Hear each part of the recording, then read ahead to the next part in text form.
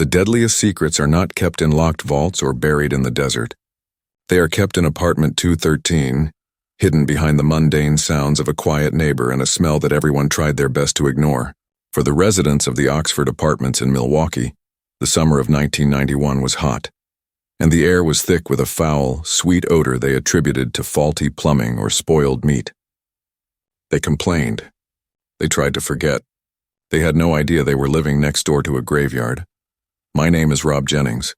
I covered this story from the day it broke, and I've come to understand that the rules that govern a system can be more deadly than the monster it fails to contain. To understand that, you must first understand the man in apartment 213. Before the world knew his name, Jeffrey Dahmer was an unremarkable ghost, a quiet, painfully shy man who worked at a chocolate factory. He kept to himself, rarely made eye contact, and was known for his polite but distant demeanor. He was the kind of neighbor you might nod to in the hallway but never truly see. He was forgettable. He was invisible. This was his greatest weapon. But on the sweltering night of July 22, 1991, the ghost made a mistake. A man named Tracy Edwards fled from apartment 213, a handcuff dangling from his wrist, his eyes wide with terror. He flagged down a police car, his voice a desperate, frantic plea. Tracy Edwards, voice panicked, breathless. "Help me." "You gotta help me. This psycho just tried to kill me. He pulled a knife on me." Police officer, voice calm, procedural. "Okay, sir, slow down. Who tried to kill you? Where?" Tracy Edwards. "The guy in 213. He's got a knife. He told me he was going to eat my heart." The police, obligated to investigate, walked with a terrified Tracy Edwards back to that unremarkable apartment door. When Dahmer opened it, he was the picture of calm cooperation. He explained it was just a misunderstanding between two men who had been drinking. It was a story the police had heard 1,000 times. But this time, as they stepped inside, the story fell apart. They saw the Polaroids, a gallery of nightmares depicting dismembered bodies. They saw the tools of a butcher. They opened the refrigerator and found a human head. The foul smell that had plagued the building for months was finally given a name. It was the smell of death. The arrest of Jeffrey Dahmer that night was the end of his reign of terror. But it was the beginning of a far more horrifying question. As investigators dug deeper into his past, they made a discovery that was more chilling than anything they found in his apartment. They found a report from 2 months earlier, detailing how a terrified, naked, and bleeding 14-year-old boy named Conorak Synthosamphone had escaped this exact apartment. A boy who was then personally walked back to his killer by the very police who were supposed to protect him. The real story wasn't just about the monster. It was about the system that had been deaf to a survivor's plea. That single chilling fact recontextualized everything. The story was no longer about the night they caught a monster. It was about the months they had spent ignoring him. To understand the catastrophic failure that was about to unfold, you must first understand the man at the center of it, the ghost who haunted apartment 213. In the public record, Jeffrey Dahmer was a phantom. His life was a collection of mundane details that added up to a portrait of profound emptiness. He was a quiet, almost painfully shy employee at the Ambrosia Chocolate Factory, a place of sweet aromas that stood in grotesque contrast to the secret he kept at home. He was a loner, a registered voter with no criminal record, a man who paid his rent on time. He was a human question mark, a man whose defining feature was his utter lack of defining features. His was a life lived in the margins, a deliberate and carefully cultivated state of being completely and utterly unremarkable.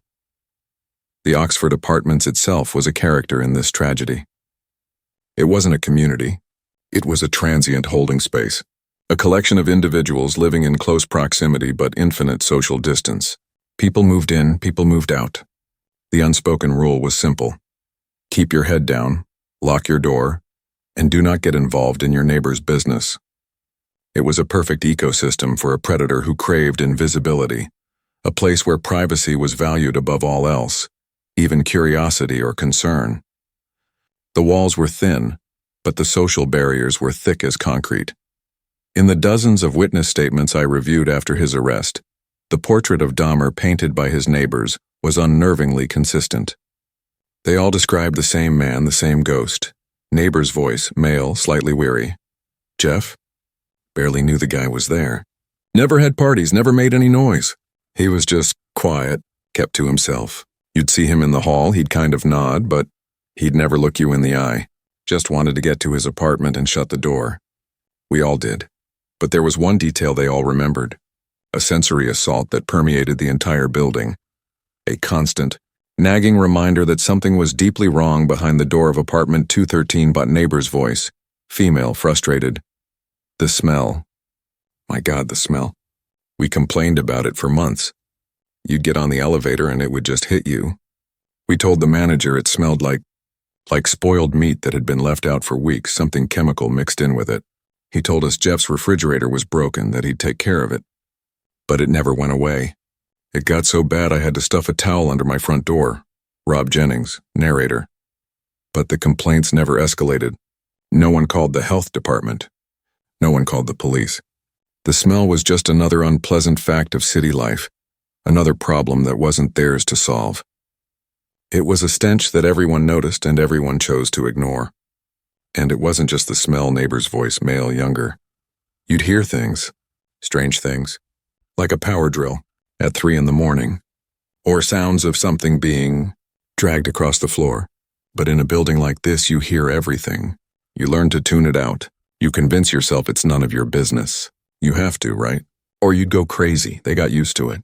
That is the detail that haunts me most. The residents of the Oxford apartments were not uncaring people. They were simply city dwellers trained by modern life to create a buffer of privacy and non-interference around themselves. They heard the sounds of a power drill at 3 a.m. They smelled the unmistakable odor of decay. But the social contract of urban anonymity is a powerful one. It is a contract that Dahmer understood and exploited to its fullest extent. He didn't need to silence his neighbors. Their own desire to avoid confrontation did it for him. He wasn't just a ghost in a haunted house. He was a black hole, and the building's apathy was his event horizon. Nothing, not even the screams or the stench of death, could escape it. It was this foundation of deliberate, cultivated invisibility that set the stage for the system's most catastrophic failure. His invisibility was one half of the equation. The other, more tragic half, was the invisibility of his victims. To understand the full architecture of this tragedy, my investigation had to move from Dahmer's apartment to the cold, sterile archives of the Milwaukee Police Department's Missing Persons Division. It was here, in the rows of filing cabinets filled with forgotten names and faded photographs, that I found the system's original sin. I spent weeks sifting through the files of the men who had vanished between 1987 and 1991. They were a legion of ghosts on paper. Each file was a life reduced to a series of cold, bureaucratic stamps. Low priority. Subject has a history of transience. Case inactive. A pattern quickly emerged, one that was impossible to ignore. The victims were almost exclusively men of color. Black, Latino, Asian. Many were gay. Many were living on the margins of society, estranged from families, working jobs that left few ripples if they suddenly disappeared. They were, in the cold calculus of law enforcement resources, considered high-risk individuals whose disappearances were tragic, but not necessarily suspicious. The assumption was that they had simply moved on, run away, or fallen victim to a lifestyle that the system had already written off as inherently dangerous. This wasn't a conscious conspiracy. It was a form of systemic neglect, a deep ingrained bias that determined whose life was worth a full-scale investigation and whose was worth a single, cursory report. One afternoon in those archives, I came across the file for a young man named Anthony Sears. He was a promising amateur model, full of life, with a family that loved him. They reported him missing within days. The official report was filed, but the follow-up was minimal. I later tracked down and spoke to his mother. Her words, even years later, were laced with the bitter poison of being dismissed. Victim's mother, voice quiet but filled with a cold, contained anger. We called. Lord, did we call? Every day. Have you heard anything? Are you looking for him? And you could hear it in their voice. That tired sound, like we were bothering them. One detective told me, "Ma'am, your son is an adult. He's probably just off with a friend. He'll turn up." They didn't see a missing person. They saw a lifestyle they didn't approve of. They look at you, not like a mother who's lost her son, but like a problem they want to go away. This was the environment in which Dahmer operated. He was a predator who understood the terrain. Whether by instinct or by deliberate calculation, he chose victims from communities that the system was already conditioned to ignore. He was hunting in a nature preserve, one where the rangers were rarely on patrol. He knew that the disappearance of a young gay black man would not trigger the same citywide panic as the disappearance of a white suburban teenager. He was counting on it. This systemic apathy was the precursor, the silent accomplice to the horror that was to come. It created a culture where the pleas of marginalized communities were routinely muffled, their fears dismissed as overreactions. The police weren't just failing to see Dahmer. They were failing to see his victims as victims. They were prejudged, their cases pre-dismissed, their files destined for the bottom of the pile. And so, the stage was set for the night of May 27, 1991. The events of that night were not an anomaly. They were not the result of two rogue cops making a single bad decision. They were the inevitable, tragic culmination of years of ingrained prejudice and systemic neglect. The system wasn't broken on the night they found Conorak's synthesophone. It was simply operating as designed. May 27th began like any other sweltering Milwaukee night. The air was thick and heavy, the sounds of the city a familiar distant hum, but just before midnight on the corner of 25th and State, that humid peace was shattered. It began with a figure stumbling out of the Oxford apartments and into the hazy glow of the streetlights. It was a boy. He was naked. He was bleeding. He was dazed and incoherent, his eyes vacant with a terror so profound it had rendered him mute. He was 14 years old. His name was Conorak Synthesophone. For the group of women who first saw him, led by a neighbor named Glenda Cleveland, the sight was one of pure, unadulterated horror. Their reaction was immediate, instinctual, and deeply human. They saw a child in desperate need of help. They wrapped him in a blanket, they tried to comfort him, and they immediately called 911. The call, one of several they would make that night, was a frantic plea for help in a situation spiraling into chaos. Witness's voice, female, frantic on a 911 call, "There's a boy out here. He's naked and he's bleeding. He can't be more than 12 or 13. Please, you gotta send someone right away." As they tried to calm the trembling, unresponsive boy, another figure emerged from the apartment building. It was Jeffrey Dahmer. He wasn't the shy, retiring ghost his neighbors knew. He was agitated, authoritative, and desperate to regain control. He approached the group not with concern for the boy, but with an air of annoyed ownership. Rob Jennings, narrator. He told them a story. A simple, plausible story. He told them the boy was 19 years old, that he was his adult lover, and that he was simply drunk after a fight. He tried to take Conorak by the arm to lead him back inside, but the women on that street corner, seeing the boy's vacant eyes and the blood on his body, were not convinced. They formed a protective circle around the child, a human shield against the man trying to reclaim him. A desperate standoff began on that dark street corner. The women again and again called the police, their voices growing more urgent with each passing minute. Witness's voice, female. Another 911 call, voice rising in panic. "He's trying to take him back. The man is trying to take the little boy back into his apartment. He's just a child, I'm telling you. You need to get here now." The scene was one of pure chaos.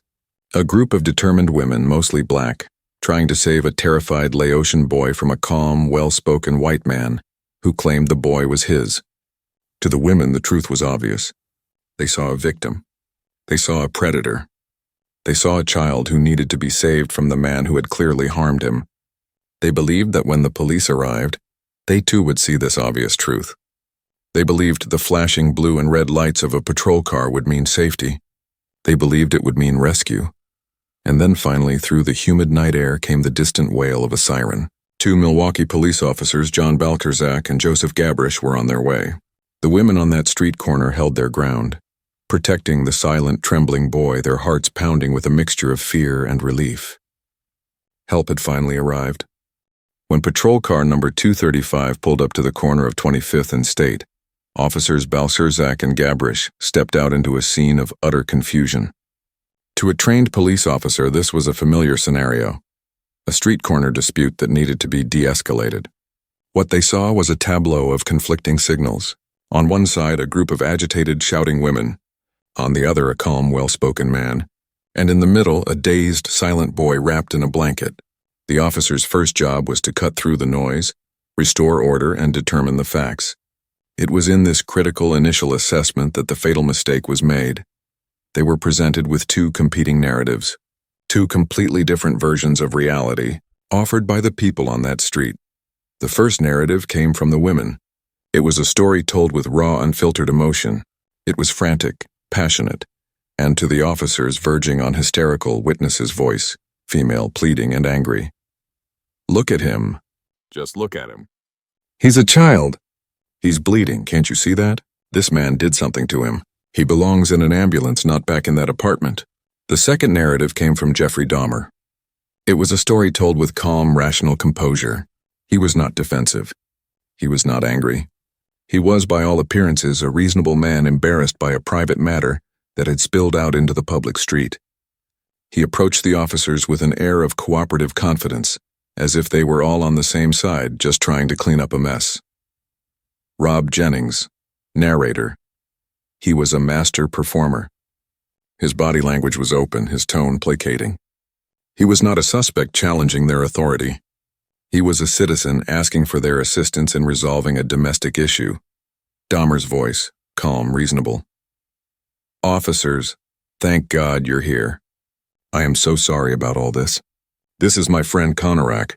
He's 19. He's had way too much to drink. We got into a stupid argument and he wandered out here. It's just a lover's quarrel. I can handle it. I just need to get him back inside so he can sleep it off. The officers were now at a crossroads. Before them stood a choice. On one hand, the chaotic emotional pleas of the women. On the other, the calm, coherent explanation of a man who looked and sounded like a responsible adult. The women saw a victim. Dahmer presented a drunk boyfriend. Conorak himself tragically could offer no story at all. He was a blank slate, unable to confirm or deny either version of events due to a combination of terror, drugs, and the language barrier. His silence was the vacuum into which the officers projected their own assumptions. What followed was a short, fateful interrogation that sealed the boy's fate. Officer Balcerzak, voice firm. Procedural. Sir, what's your name? Dahmer, Jeffrey Dahmer. I live right here, apartment 213. Officer Gabrish, to the women. Okay, ladies, let's just calm down and let us handle this. Witness's voice. Calm down? That's a baby. He's not drunk, he's hurt. Why won't you listen to us? Officer Balcerzak, to Dahmer. You say he's 19? Dahmer, yes, sir. He's just had a really rough night. I can show you his ID inside if you need it. I'd just really like to get him out of the street. This is incredibly embarrassing for both of us. It was a brilliant piece of social engineering. He had framed the situation not as a crime, but as an issue of social decorum. He wasn't a threat. He was just embarrassed. He aligned himself with the officer's own desire to restore normalcy and clear the street. He was offering them the path of least resistance, the simplest, cleanest way to resolve a messy call. The women, with their shouting and their emotion, represented a more complicated problem. In that moment, a deep, unconscious bias took root. The officers, trained to assess threats, saw no threat in the calm, cooperative white man. They saw the shouting women as an obstacle to be managed. They looked at the dazed Laotian boy, smelled alcohol on Dahmer's breath, and accepted the simplest explanation. A domestic dispute between two gay men. It was a box they understood, a report they knew how to write. They made their decision. They chose to believe Jeffrey Dahmer. The decision was made in a matter of minutes, but its consequences would echo for eternity. Having chosen to accept Dahmer's narrative, Officers Balcerzak and Gabrish now moved to enforce it. Their job, as they saw it, was no longer to investigate a potential crime, but to help a man get his intoxicated boyfriend back into his apartment. They actively dismissed the frantic, desperate protests of the women who had been trying to save the boy's life. Witness's voice, female, voice filled with disbelief and rage. What are you doing? You can't be serious. You're giving him back? Look at him. He's a child. Officer Gabrish, voice firm, dismissive. Ma'am, we have the situation under control. It's a domestic matter. It's time for you to go home. They effectively silenced the only voices of reason on that street corner. The women were now treated as nuisances, as obstacles to be cleared. All their maternal protective instincts were reframed by the officers as hysterical overreactions. They had been overruled by the authority of the badge and the calm, rational story of a man who was, in that moment, a perfect actor. What followed next was a scene of such profound, surreal horror that it remains one of the most damning moments in modern police history. The officers, in what they likely viewed as an act of community service, helped Jeffrey Dahmer escort the dazed, trembling Conorak synthesom phone back towards the entrance of the Oxford apartments. Dahmer had one arm around the boy, half supporting, half controlling him. The officers walked with them, making sure this domestic dispute was finally taken off the public street.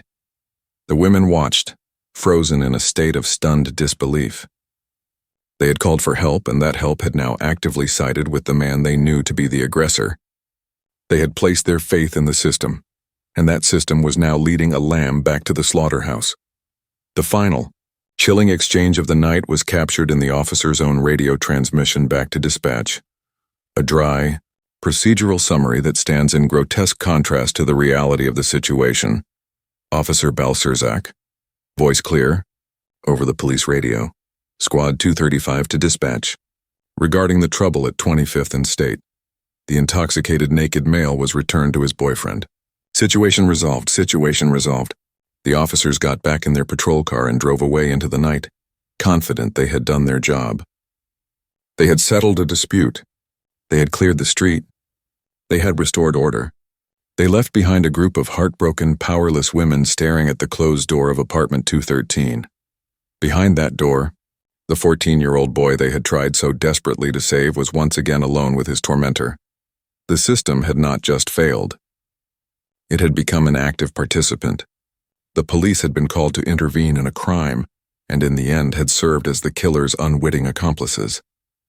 They had been given a survivor, a living, breathing piece of evidence, and they had hand-delivered him back to his executioner. Behind that door, in the hours that followed, the unimaginable happened. The sounds of the power drill that the neighbors had learned to ignore returned. By sunrise, Conorak synthesom phone was dead. The door closed. The patrol car drove away, and with that, the life of Conorak synthesom phone was over. The system, designed to protect the innocent, had failed in the most absolute and horrifying way imaginable. For years I have asked myself the same question that haunted the city of Milwaukee in the weeks and months that followed. How could this happen? How could two trained police officers look at a bleeding, terrified child and a calm, articulate man and choose to believe the man? The answer is not simple incompetence. The answer is far more disturbing, because it lies in a deep unspoken rule of our society, a cognitive bias so powerful it can blind us to the truth standing right in front of us. In all my years as a journalist, I have never seen a clearer, more tragic example of what I have come to call the rule of perceived credibility. This rule is not written in any law book or police manual. It is an unconscious social algorithm that runs in the background of our minds, a mental shortcut we use every day to decide who is trustworthy and who is not. It is a system of judgment based on a lifetime of ingrained biases about race, class, appearance, and behavior. And on the night of May 27th, this rule functioned with lethal precision. Consider the variables the officers were processing. The conflict on that street corner was a conflict between a calm, white voice of reason and what they perceived as the chaotic, emotional voices of a group of minority women.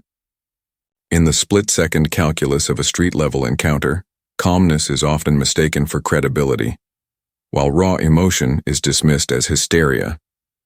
Jeffrey Dahmer presented himself as an ally to the officers. He was articulate. He was cooperative. He looked like them. He spoke their language of calm, procedural resolution. The women, in their righteous, frantic panic, presented themselves as a problem to be managed. Their passion was misinterpreted as aggression. Their pleas were filtered through a lens of prejudice and dismissed as unreliable. And then there was Conorak himself, a dazed, non-English-speaking Laotian boy. To the officers, he was a cipher, an unreadable variable. When presented with Dahmer's simple, clean explanation of a drunken 19-year-old lover, they latched onto it. It was a convenient box that explained away all the messy, contradictory evidence in front of them. The boy's age, his injuries, the terror in his eyes. You don't have to take my word for it. The proof is written in the cold, bureaucratic language of the official report filed that night. In that report, Dahmer is described as cooperative and articulate. The women are described as agitated. and Konarak, tragically is logged as an intoxicated adult. The report is not a record of what actually happened. It is a record of what the officers chose to believe. The rule of perceived credibility is a dangerous thing. It allows us to feel a sense of order in a chaotic world. It allows us to make quick judgments that often serve us well. But that night it created a fatal blind spot. The police were not looking at the evidence. They were looking at the storytellers. And they gave their trust to the storyteller who was the most polished, the most confident, and the most dangerously deceptive. Jeffrey Dahmer did not have to be a master of deception. He just had to be more believable than a terrified, bleeding child. And on that night, to the Milwaukee Police Department, he was. The system didn't just fail to identify the monster. It looked him in the eye, shook his hand, and helped him lock the door. But what happens when the helpers are gone? When the flashing lights disappear and the street corner is once again plunged into the quiet, humid darkness of a Milwaukee night? For the women who had tried to save Konarak's synthesophone, what remained was a poison of helplessness. They stood there staring at the closed door of apartment 213, the dismissive words of the officers still ringing in their ears. They had done everything right. They had intervened. They had called for help. They had pleaded. And in the end, it had meant nothing. The system had not just failed to listen, it had actively silenced them. The machine of officialdom had rolled over their eyewitness accounts, their intuition, their desperate pleas, and had left them powerless on the sidewalk. Glenda Cleveland's daughter, Sandra Smith, was one of the women on the scene. The next day, consumed by a gnawing fear for the boy, she did the only thing she could think of. She called the police again. She tried to follow up, to make sure the boy was okay, to express her deep-seated conviction that something was terribly wrong. The response she received was a masterclass in bureaucratic indifference. Sandra Smith, voice filled with a mix of frustration and anxiety. "I'm calling about the incident last night at 25th and State with the young boy. I was there. I need to know if he's all right. We're very worried about him." Police dispatcher, voice flat, tired, procedural. "Are you a family member, ma'am?" Sandra Smith, "No, I'm a witness. I saw what happened. That boy was not drunk, he was hurt and terrified." Police dispatcher, "Ma'am, the responding officers filed their report. The matter was handled. It was a domestic dispute between two adults. The situation is resolved." Sandra Smith, "He was not an adult. He was a child. Can't you just send someone to check, just to make sure he's safe?" Police dispatcher, "Ma'am, we cannot get involved in a private domestic matter unless a crime has been reported. According to the officers, no crime occurred. Thank you for your concern." The line went dead. The case was closed. The official report, with its neat, tidy, and tragically false conclusions, was filed away in a cabinet destined to be forgotten. For the Milwaukee Police Department, the night of May 27th was over. It was just another call, another line in a daily log. But inside the Oxford apartments, the horror was just beginning. The other residents, who had been drawn to their windows by the commotion, saw the police leave. They saw the women disperse. And then a familiar, unsettling sound returned. The sound of a power drill, whining at an unnaturally late hour from apartment 213. The neighbors heard it, and as they had been conditioned to do, they ignored it. For the next 2 months, the city of Milwaukee moved on. Summer settled in. People went to work, they had barbecues, they lived their lives. But during that time, more young men disappeared from the city's streets. More families began the frantic, heartbreaking process of filing missing persons reports. And in the hallways of the Oxford apartments, the constant, sickeningly sweet smell of death grew stronger. The system had been given its one perfect chance. It had been handed a living, breathing survivor, a key that could have unlocked the entire nightmare, and it had handed him back. The failure of that night was not a single isolated event. It was a death sentence, not just for Konarak synthesophone, but for the victims who came after him, the men who would die in the 2 months of silence that followed, a silence paid for by a system that chose to believe a convenient lie instead of an inconvenient truth. The real body count from that night was not one. It was only just beginning. When the story of apartment 213 broke in late July 1991, it was a media firestorm. I was a reporter for the Milwaukee Journal then, and I've never seen anything like it. The city was paralyzed by a collective gasp of horror. The gruesome details that emerged from that apartment, the severed heads, the Polaroids, the vats of acid, were the stuff of nightmares. a level of depravity that seemed to defy all human comprehension. For the first few weeks, the narrative was simple and terrifying. Milwaukee had a monster, and his name was Jeffrey Dahmer. We, the media, descended upon the story like vultures. We profiled Dahmer, we interviewed his traumatized neighbors, we detailed the grim work of the medical examiners. The story was a national sensation, a macabre spectacle of true-life horror. But as we dug deeper, pulling old police reports and call logs, a different story began to emerge. It started as a whisper, a rumor from a source inside the department about a previous incident at the same address. And then, we found it.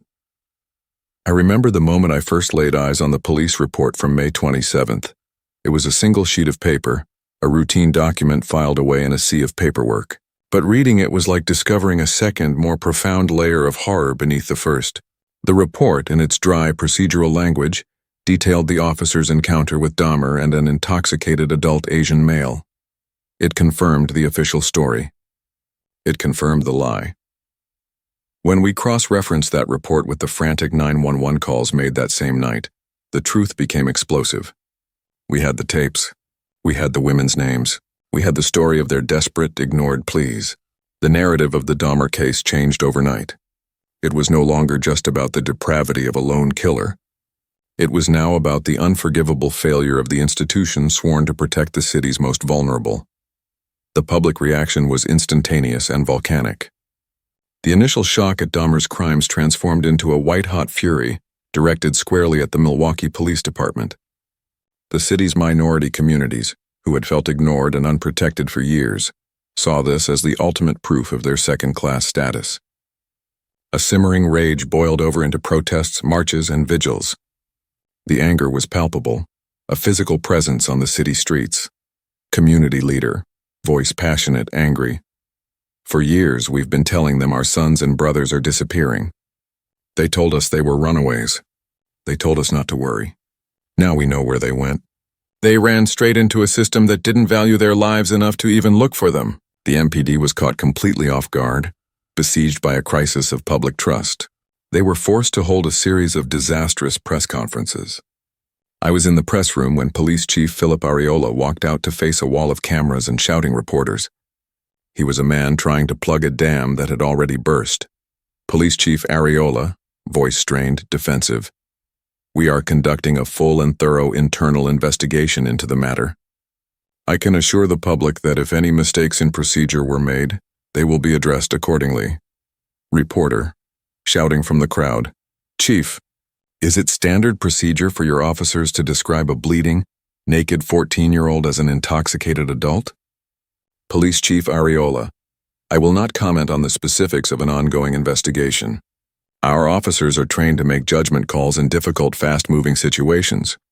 Reporter, was it a judgment call to ignore the pleas of multiple eyewitnesses who said the boy was a child in danger? The questions were relentless, merciless. The chief's carefully prepared statements about procedure and policy were no match for the simple, horrifying facts. The story of Dahmer the monster had been eclipsed by the story of Belcerzak and Gabrish, the two officers whose names were now synonymous with systemic failure. They were suspended and the media storm only intensified. This was no longer just Jeffrey Dahmer's trial. The entire Milwaukee Police Department and the city it represented were now on trial in the court of public opinion. The gruesome secrets of Apartment 213 had been exposed, and in doing so, they had revealed a deeper, more troubling secret about the city itself.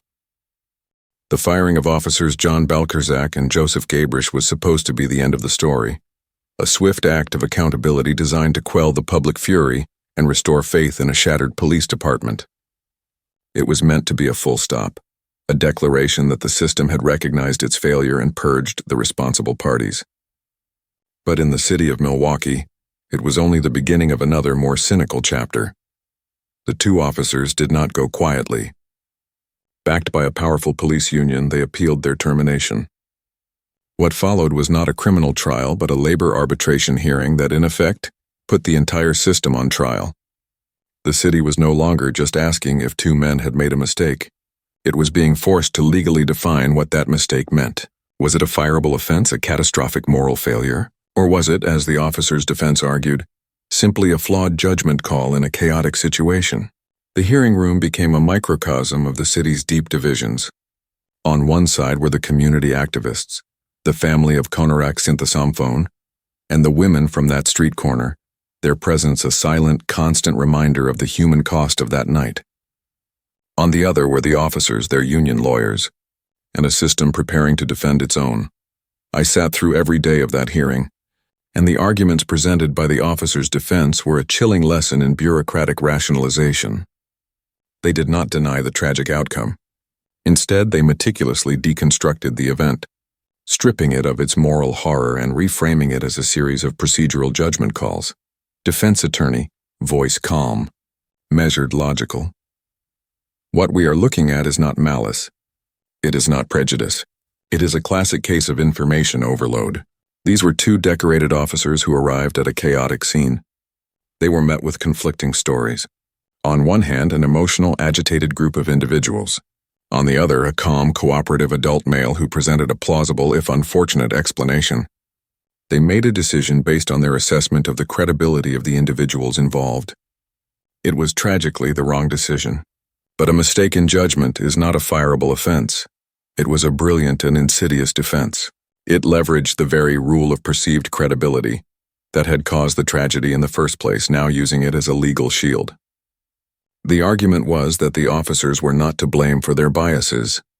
They were simply human, making the best call they could with the information they had. The city argued back, presenting the simple, brutal facts. They played the 911 calls. They brought the women to the stand to testify, their voices trembling with the memory of that night. Their argument was not procedural. It was moral city attorney, voice filled with righteous anger. This was not a judgment call. This was a dereliction of the most fundamental duty of a police officer, to protect a child in danger. They were presented with a naked, bleeding, incoherent minor, and they chose to believe the man who was the obvious cause of his condition. That is not a simple mistake. That is a failure of humanity. For weeks, the city was captivated by this legal battle, but in the end, the decision came down to a single, neutral arbitrator. And his ruling, when it was delivered, sent a shockwave of disbelief and renewed anger through the community. The arbitrator found that while the officers had shown poor judgment, their actions did not deviate so extremely from standard procedure as to warrant termination. He ordered that both John Balcerzak and Joseph Gabrish be reinstated to the Milwaukee Police Department, with full back pay. The system, when put on trial, had found itself innocent. The verdict was a devastating message. It legally validated the officers' decision-making process. It confirmed that in the eyes of the system, their assessment of credibility, believing the calm white man over the frantic minority women, was, if flawed, at least defensible. It was the ultimate official codification of the rule that had killed Konarak Synthesomphone. The officers got their jobs back. Konarak Synthesomphone remained dead, and Jeffrey Dahmer, from his jail cell, had just received the ultimate validation. In a contest between his word and the life of a minority child, the system had, in the end, sided with him. The system had rendered its verdict. The officers were vindicated, their actions deemed a defensible mistake. But one final piece of the puzzle remained, a piece that could only be found by looking into the flat, empty eyes of the monster himself. To fully understand the machine, I had to speak to the ghost who had operated it.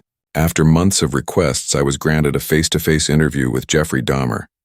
I met him in a sterile, featureless room at the Columbia Correctional Institution. The man who sat across from me, separated by a thick pane of glass, was not the wild-eyed demon the public imagined. He was quiet. He was articulate. He wore oversized prison glasses and spoke in a calm, almost gentle monotone. The contrast between his placid demeanor and the abyss of his crimes was the most unsettling thing I have ever encountered. This was not a conversation with a madman. It was an exercise in mundane horror. We spoke for hours about his childhood, about the compulsions he claimed he could not control. But I had only one true question, a question about the night that defined not just his evil, but the system's failure, Rob Jennings. I want to talk about May 27th, about the boy Konarak Synthesomphone. The police brought him back to you. They put him back in your hands. He looked at me, his expression unchanging. There was no flicker of triumph, no hint of remorse, just a quiet, analytical recall, as if he were describing a curious event he had once observed. Jeffrey Dahmer, voice flat, unemotional. Yes, I remember that, Rob Jennings. When you saw them at your door, walking him back to you, what did you think? Were you afraid? He was silent for a long moment, considering the question. His answer, when it came, chilled me to the bone. Jeffrey Dahmer. I was surprised they found him so quickly.